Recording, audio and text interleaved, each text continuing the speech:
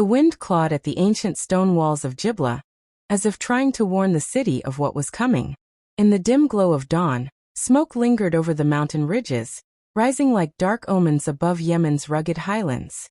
The year was 1088, and the siege that had choked the Sulayhid kingdom for months threatened to swallow it whole. Yet in the heart of the fortress, where fear crept like a cold shadow, one figure stood unshaken.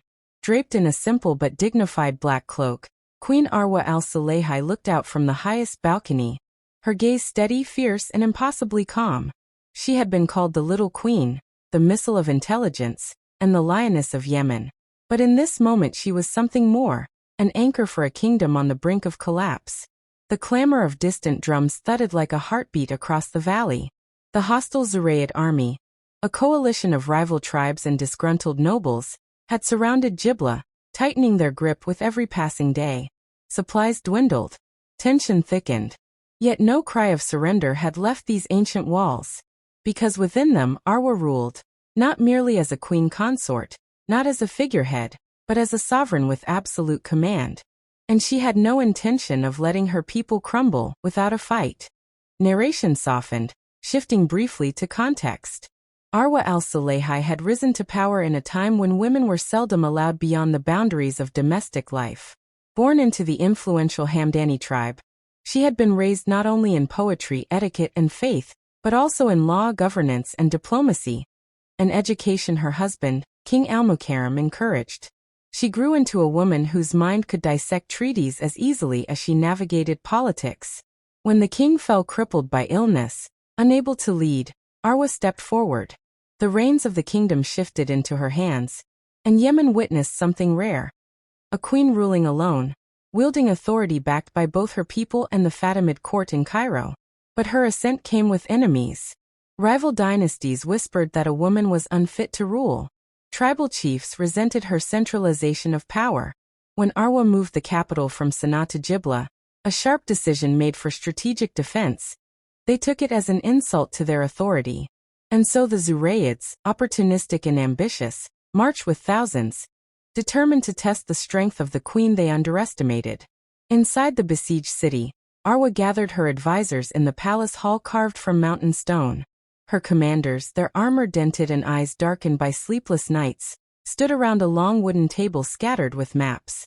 The air trembled with urgency. Commander Hassan cleared his throat.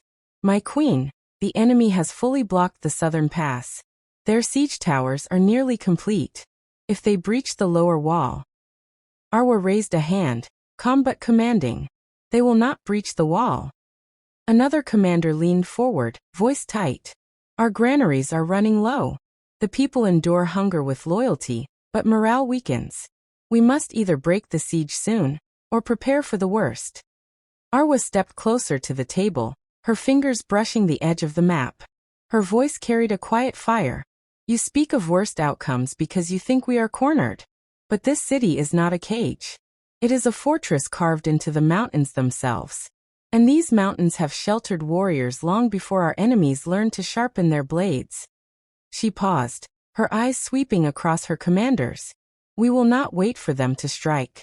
We will break the siege." A murmur rippled across the hall.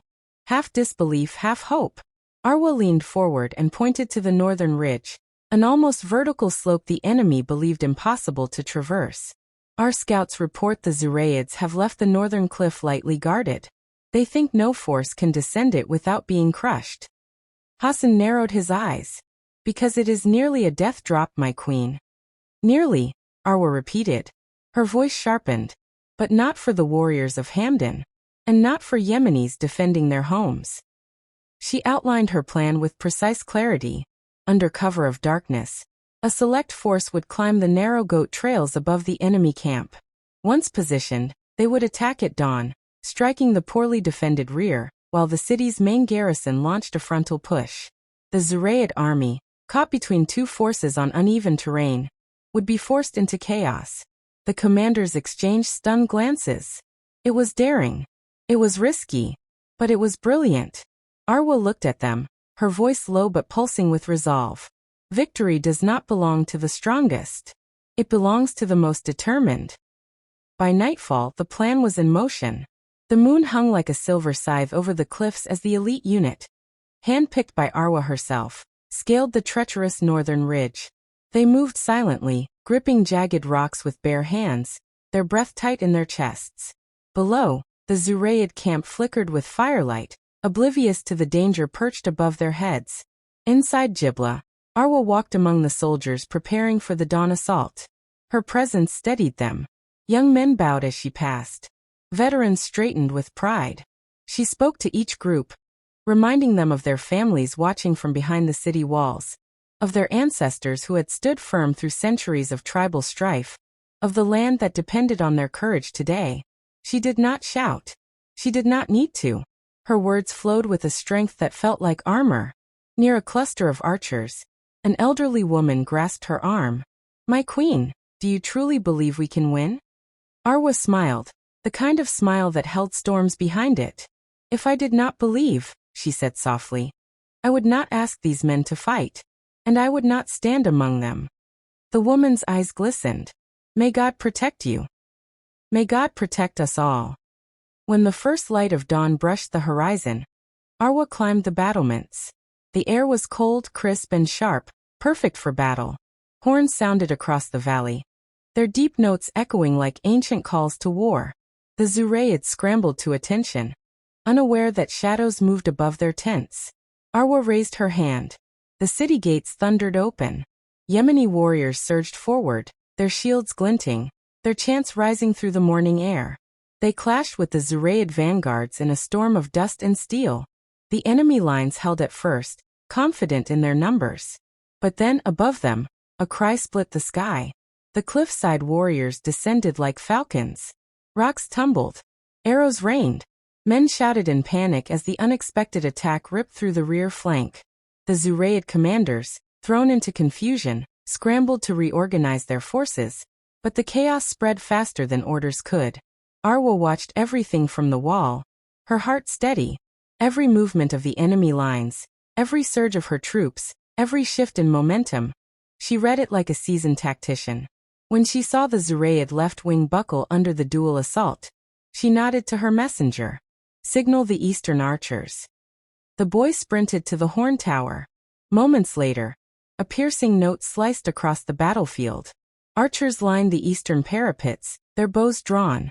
On Arwa's cue, they released a precision volley into the exposed Zurayid captains, rallying their men. The impact was instant. Leaderless pockets of the enemy force fell back or broke formation entirely. The battle raged for hours, each moment laced with fury. Spears shattered. Horses screamed. Warriors grappled in close combat. The grit of the mountains turning muddy beneath their blood and sweat. Psychological pressure crushed the Zurayids from both sides. The narrow valley they once believed advantageous became a trap. At midday, the sun blazed overhead, illuminating a battlefield tilting unmistakably in Jibla's favor.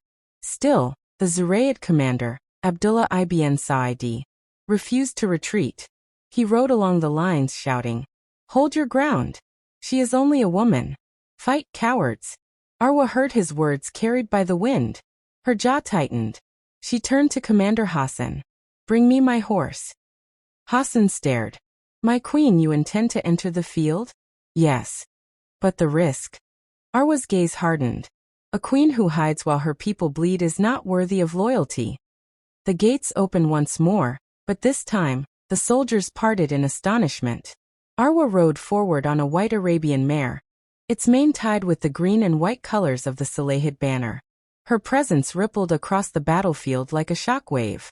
Zurayid soldiers faltered at the sight. Rumors of Arwa's courage had spread for years. Now they saw it with their own eyes. Yemeni warriors, seeing their queen leading them, roared with renewed strength. The momentum shifted again, sharper than before.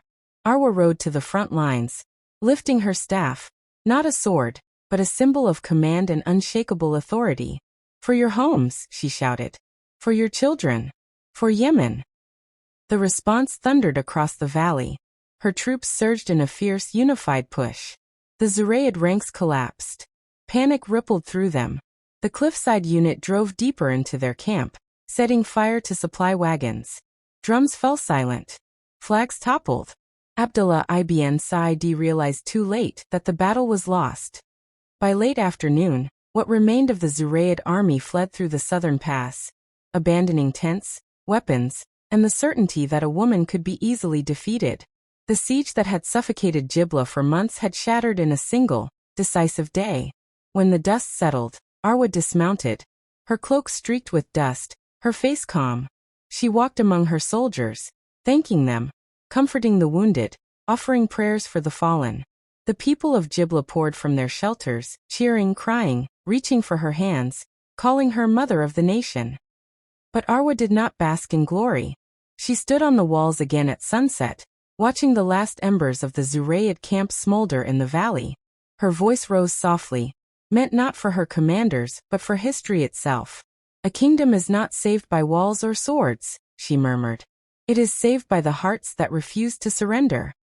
In the years that followed, Queen Arwa strengthened her rule, expanded trade, built schools and mosques, and turned Jibla into a flourishing seat of culture and learning. Envoys from Cairo respected her. Tribes once hostile bent their heads in recognition. She ruled for more than 50 years, longer than almost any monarch of her age, earning the title Al-Sayyida al-Hura, the noble lady, the free queen. Centuries later, her name still echoes in Yemen's mountains, carried by winds that whisper of a woman who led with wisdom, courage, and unshakable resolve. The siege she broke became more than a military victory. It became a testament that leadership is not measured by gender or lineage, but by the strength of one's vision and the courage to defend it. And in the quiet twilight of Jibla, where the stones still remember her footsteps, the legacy of Queen Arwa al-Sulayhi endures. A beacon for generations, a reminder that even in the darkest of sieges, a fearless heart can open the path to dawn.